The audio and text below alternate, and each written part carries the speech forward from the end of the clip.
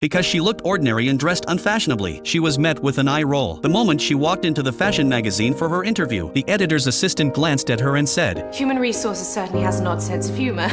Follow me." The position she was applying for was second assistant to Miranda, the magazine's editor-in-chief. Miranda would never normally allow someone dressed so casually to work at the company. But Emily, the assistant, still had to follow the process. She warned Andy right away. Working under Miranda was never easy. Just last week, she had fired 2 girls. Even so, countless young women kept showing up because anyone who survived 1 year under Miranda could easily land a senior editor position at any major magazine. To Emily's surprise, Andy said she had no interest in fashion. She had never even heard of Miranda. At that moment, a phone call suddenly cut them off. Oh my God.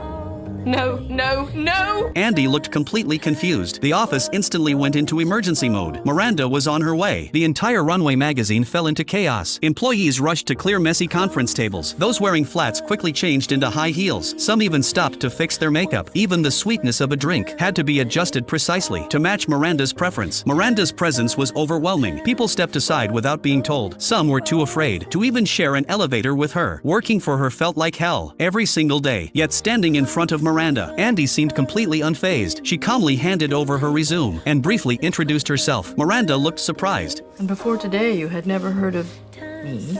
No. Andy didn't flatter her like everyone else. She answered honestly. She had no pursuit of fashion, no opinions. She was just hoping to learn and improve. Once Miranda realized Andy knew nothing about fashion, she lost interest in the rest of her introduction. Andy awkwardly prepared to leave, but Miranda's dismissive attitude sparked something inside her. You're right. I don't fit in here.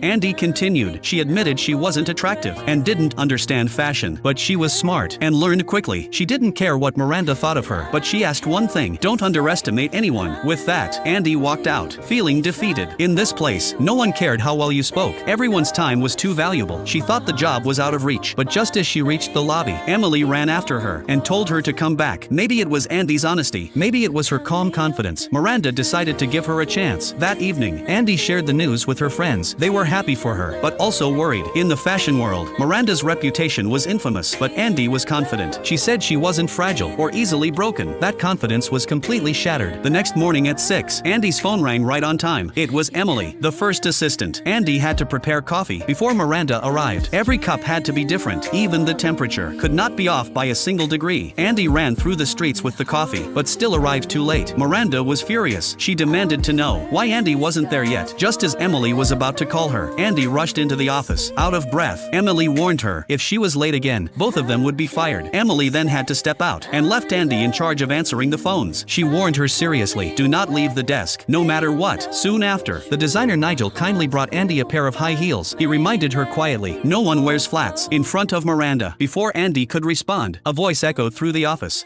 Emily? She means you.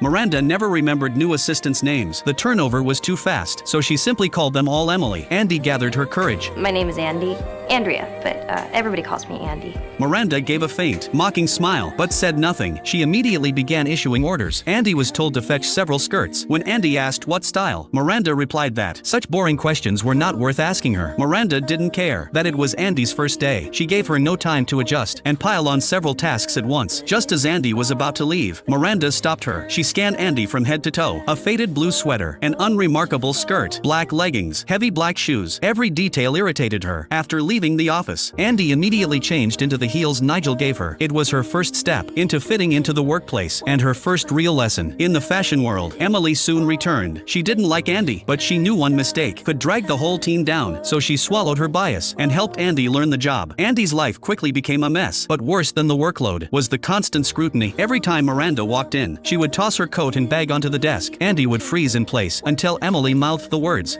Do the coat.